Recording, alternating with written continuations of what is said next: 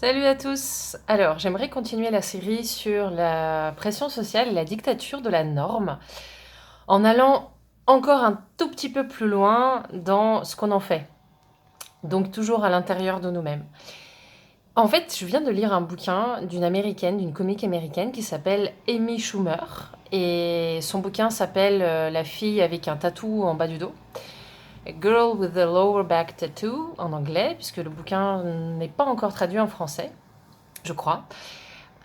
Et cette fille, en fait, bon, elle est pas en train de revendiquer une étiquette ou quoi que ce soit, mais on sent bien que elle a un regard sur la vie qui est bien différent de la majorité. Et moi, je le vois surtout dans un élément qu'elle, je crois qu'elle nomme explicitement une fois dans son bouquin, mais qui est ressenti et visible du début à la fin.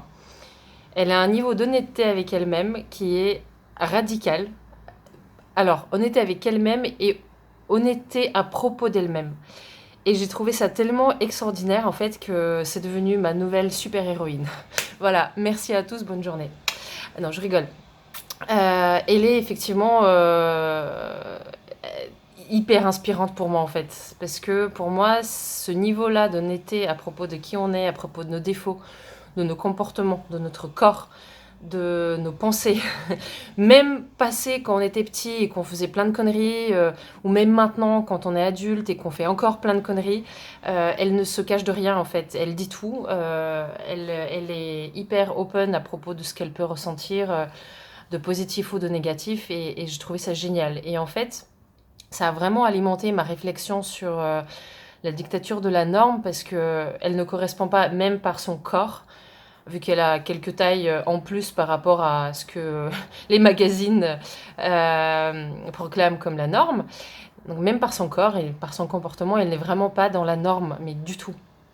Et, euh, et donc je disais, ça a alimenté ma réflexion sur la pression de la norme, la dictature de la norme, parce que je me suis rendu compte, en fait, disons qu'elle m'a aidé à formaliser, à verbaliser dans ma tête la chose suivante. Quand on veut ressembler à quelque chose, et ça j'en ai largement parlé dans la vidéo d'avant, on se crée une image et on a très envie de se conformer à cette image. Alors cette image-là, franchement, bon, elle vient de la dictature de la norme, mais on se l'impose, hein. On se la crée soi-même en fait, parce que parfois c'est une stratégie de survie, c'est clair. Mais en fait, cette stratégie de survie nous sert pendant un temps et pas éternellement.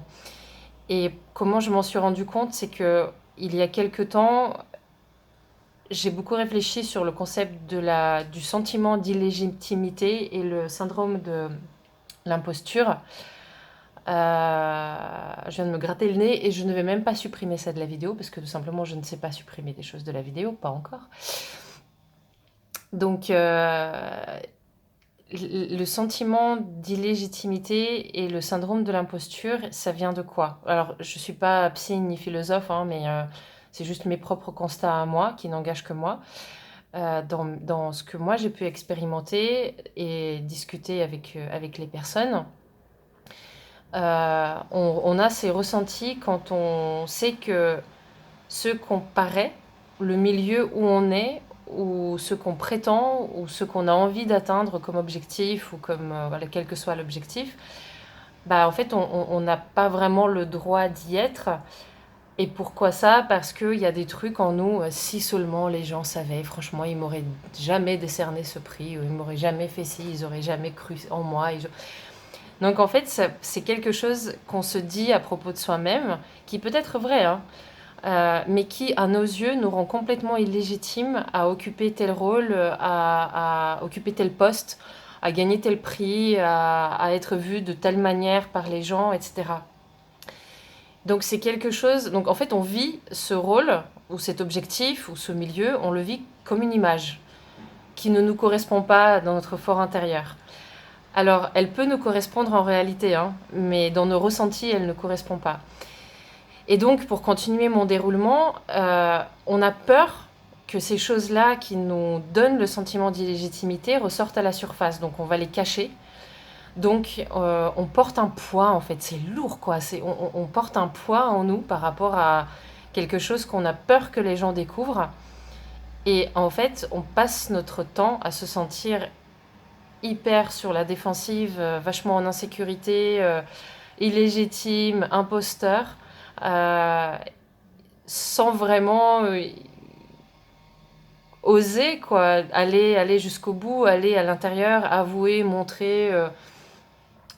On passe notre vie en fait à protéger quelque chose, à se cacher de quelque chose et à porter ça dans un sac à dos invisible. Et c'est d'une bah vraiment ouais, d'une lourdeur, d'un poids qui sont horribles en fait. Et quand j'ai lu le bouquin de Amy Schumer, je me suis dit ouais, elle en fait, elle a décidé de larguer ce, ce sac à dos et de ne plus s'en préoccuper quoi. Donc elle dit tout. Euh, je pense, alors peut-être que c'est une mascarade, hein, vous me direz, je veux pas être trop naïve, mais je pense que cette nana, en fait, quoi qu'on puisse découvrir sur elle, elle aura déjà tout écrit dans son bouquin, elle aurait déjà tout dit dans ses vidéos et dans ses interviews. Et ça, je trouve ça génial, en fait. On se sent vraiment léger. Et pourquoi je fais le parallèle avec la dictature de la norme? Parce qu'en fait, sans avoir des défauts énormes, bah, parfois on a envie de se donner une image, on a envie de jouer un rôle, on a envie d'avoir l'air de quelqu'un ou de quelque chose, parce qu'on pense que c'est ça qui nous permettra de survivre dans la société. Et, euh, et du coup, on cache et on porte dans notre sac à dos invisible tout ce qui fait qu'on ne correspond pas à cette image. Et ça nous rend archi lourd. Et cette image, elle vient de quoi? Elle vient de ah bah tout le monde est comme ci, donc je vais essayer d'être comme ça, ou on me traite comme ça et la réponse normale à ça, bah c'est ça, donc du coup je vais essayer de le faire. Donc on se donne un genre, mais en fait c'est pas nous. Et on porte ce poids. Et franchement, c'est un soulagement énorme quand on s'en déleste. Et pour vous faire un aveu, il y a très peu de temps, en fait, j'ai renoncé, mais enfin, contre mon gré quelque part, je ne l'ai pas fait exprès. J'ai renoncé à une image que je voulais vraiment, vraiment avoir de moi dans ma vie perso. Et, euh, et c'était dur, mais le soulagement est juste immense en fait, parce que ça m'a donné le choix de mes réactions. Et ça n'a pas de prix. Avoir le choix de ses réactions et ne pas être conditionné par ce à quoi on veut correspondre, c'est juste énorme. On ne peut, avant de l'avoir vécu, on ne peut, avant d'avoir vécu ça et avant d'avoir vécu le contraste entre ça et son contraire, on ne peut pas s'en rendre compte, c'est juste extraordinaire. Vraiment extraordinaire. Et voilà, donc moi je suis en chemin pour avoir cette honnêteté radicale avec moi et avec les autres. Et aussi un truc super important par rapport à ça, c'est que, et je vois que ça fait déjà 8 minutes, donc je vais encore près des 10 minutes, j'essaierai d'en faire un résumé après, c'est promis. Bref, donc là où c'est super important, c'est qu'à chaque fois que j'ai fait des vidéos, c'est juste un exemple, à chaque fois que j'ai fait des vidéos et que j'ai avoué quelque chose, une faiblesse, un ressenti, j'ai eu au moins 2 ou 3 réactions en privé ou en public de personnes qui me disent ah bah regarde en fait là c'est un cri de désespoir ou t'as besoin d'aide, tu demandes de l'aide ou mais il faut pas te sentir comme ça ma pauvre. C'est pas la question en fait. Oui, en fait, oui, bien sûr que j'ai besoin d'aide.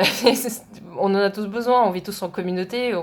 Mais l'idée, en fait, c'est juste de montrer et de me le montrer et de le vivre moi-même. Le fait que non, je ne suis pas invincible. Non, je ne corresponds pas à toutes les images que moi-même j'ai envie de me donner. Et c'est pas grave. Et ouais, ça m'arrive très régulièrement de me sentir comme une merde le matin au réveil ou le soir au coucher. Et c'est pas grave non plus. Qui qu'on soit, ça nous arrive à tous. Comme ils disent, hein, même les stars ont de la cellulite. Donc, bah fuck, hein, comme dirait Laura Calu, objectif bikini, ferme ta gueule. Bah en fait, c'est pareil. Objectif perfection, bah ferme ta gueule aussi. Parce que c'est pas possible. Parce on est tous concernés par des ressentis de merde parfois. Par des pensées de merde ou des intentions de merde, des jugements, des trucs hyper négatifs, entre guillemets. Mais qui en fait ne sont pas autre chose que des réactions humaines et si on s'en cache, ben, on porte un poids immense et je pense qu'il est temps de se libérer de tout ça. Voilà, je vous souhaite une très belle fin de semaine.